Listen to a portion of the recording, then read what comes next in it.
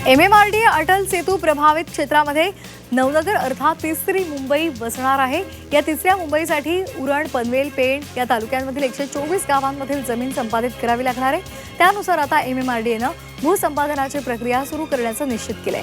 27 April पासून भूसंपादनाला सुरुवात होणार आहे। वाढत्या गर्दीच्या विभाजनाच्या दृष्टीने मुंबई उपनगरीय रेल्वेच्या मार्ग बदलासाठी नव्या पर्यायांची चाचपणी सुरू झाली आहे। ही उपनगरीय रेल्वे भुयारी मार्गाद्वारे सुरू करण्याचे संकेत आहेत। छत्रपती शिवाजी महाराज टर्मिनस ते कल्याण आणि चर्चगेट ते विरार दरम्यान प्रकल्प राबवण्यासाठी मध्य आणि पश्चिम रेल्वेने पावलं टाकलेली आहेत। मेटा कंपनी पुन्हा एकदा मोठी कर्मचारी कपात करणार आहे। ही कर्मचारी कपात येत्या 20 मे पासून सुरू करण्याची कंपनीची योजना आहे। मेटा कंपनी जगभरातून कमीत कमी 20% कर्मचारी कपात करणार आहे। त्यामुळे आता या कंपनीमधल्या 8000 कर्मचाऱ्यांची नोकरी जाणार आहे।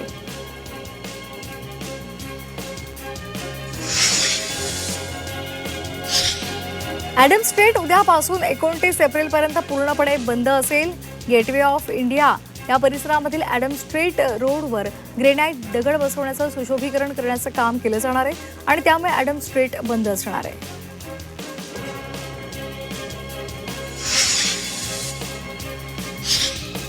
जम्मू आणि काश्मीरमधील पहलगाममध्ये पर्यटकांच्या सुरक्षेसाठी उद्देशानं या भागामध्ये पर्यटन व्यावसायिकांसाठी QR कोडवर आधारित ओळख प्रणाली सुरू करण्यात आली आहे। विक्रेते यांच्यासह अधिकृत नोंदणीकृत सेवा पुरवठादारांची ओळख पटवणं आणि पडताळणी करणं हे सुलभ व्हावं यासाठी या प्रणालीचा हा घाट घालण्यात आलाय।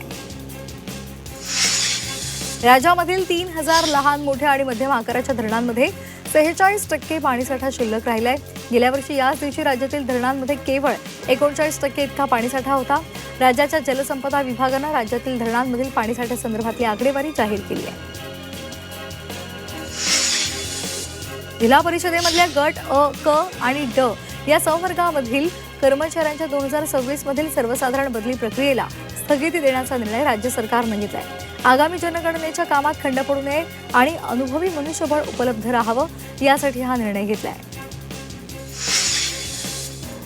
अक्षय तृतीयेच्या पार्श्वभूमीवर श्रीमंत दगडूशेठ हलवाई मंदिरात होणारी गर्दी लक्षात घेता पुण्याच्या मध्य भागातील वाहतुकीत बदल झालाय।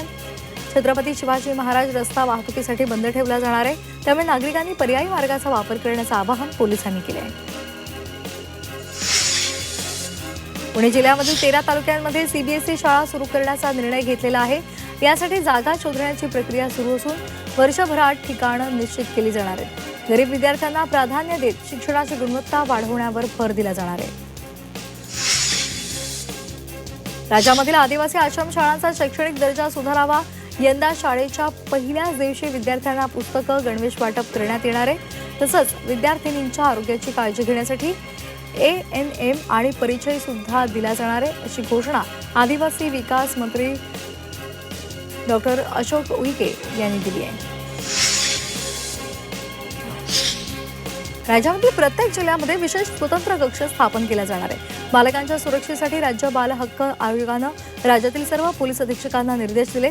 बालकांवरील अत्याचाराच्या वाढत्या घटनांमुळे बाल हक्क संरक्षण आयोगानं ऐतिहासिक पाऊल उचललंय।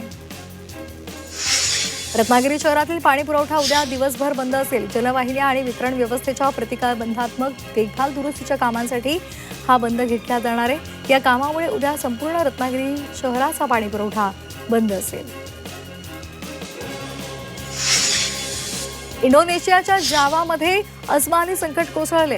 मुसळधार पाऊस, पूर आणि त्यामध्ये ज्वालामुखीचा उद्रेक झाल्यामुळे जनजीवनावर परिणाम झालेला आहे। टेक्सटाईल मधल्या रंगाची गळती झाल्यामुळे पुराचं पाणी लालेलाल झालंय। हवामान विभागाने रत्नागिरी, धाराशिव, सोलापूर, नांदेड, परभणी आणि सातारा जिल्ह्यांसाठी येलो अलर्ट जारी केलाय। काही भागांमध्ये हलक्या सरींसह मेघगर्जना आणि विजेचा कडकडाट होईल आणि पाऊस होईल अशी शक्यता सुद्धा वर्तवली आहे। त्यामुळे नागरिकांनी खबरदारी घ्यावी असं आवाहन प्रशासनाने केले आहे। पुण्यामध्ये हापूस आंब्याच्या दरात मोठी वाढ झाली आहे। आवक कमी आणि मागणी वाढल्यामुळे दरात वाढ झालेली आहे। घाऊक बाजारामध्ये डझनाला 800 ते 1200 रुपये तर किरकोळ बाजारामध्ये 1200 ते 1500 रुपये इतका दर आहे। कर्नाटक हापूसची मागणी वाढलेली आहे, त्याचे दर तुलनेने कमी आहेत।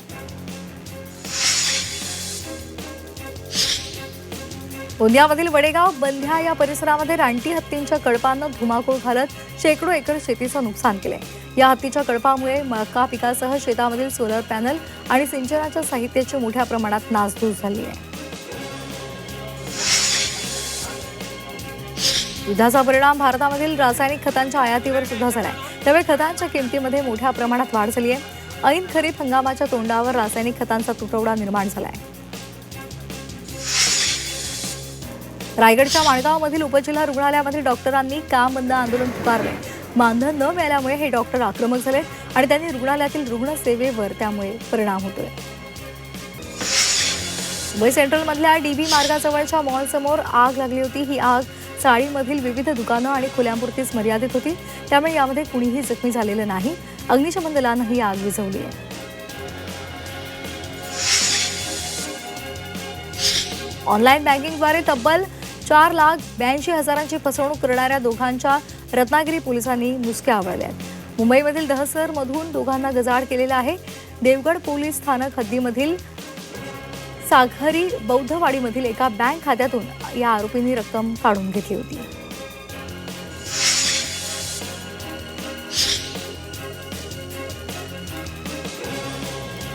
भंडाऱ्याच्या आंधळगाव पोलिसांनी डावेसरी जवळच्या जंगल परिसरामध्ये मोहफूल हातभट्टी दारू निर्मितीवर धाड टाकून मोठी कारवाई केली आहे. या कारवाईमध्ये 1,19,000 रुपयांचा मुद्देमाल जप्त केलाय. या प्रकरणात दारूबंदी कायद्यान्वये गुन्हा नोंदवला गेलाय. पुणे जिल्ह्यामध्ये लेक लाडकी योजनेअंतर्गत एप्रिल 2023 नंतर जन्मलेल्या 9,482 मुलींना लाभ मिळालाय. 3 वर्षात सुमारे 4,74,00,000 रुपयांचा निधी वितरित केलाय. मुलींच्या जन्माला प्रोत्साहन, शिक्षण आणि सक्षमीकरणासाठी ही योजना राबवली जाते. धारावी पुनर्विकास प्रकल्पाचं काम आता थांबवण्याची मागणी करणारी याचिका उच्च न्यायालयानं फेटाळून लावली आहे. धारावीचा नियोजन प्रस्ताव हा 2016 मध्येच मंजूर झाला आहे. त्याला आता अंतिम स्वरूप प्राप्त झालेलं आहे. त्यामुळे एवढ्या विलंबानं केलेली ही याचिका विचारात घेतली जाऊ शकत नाही, असं न्यायालयानं सांगितलंय.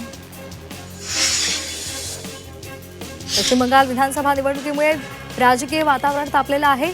पंतप्रधान नरेंद्र मोदी आज 4 प्रचार यात्रांमध्ये सहभागी होतील, तर केंद्रीय गृहमंत्री अमित शहा आज तमिळनाडूच्या इरोड या भागात दौरा करणार आहेत.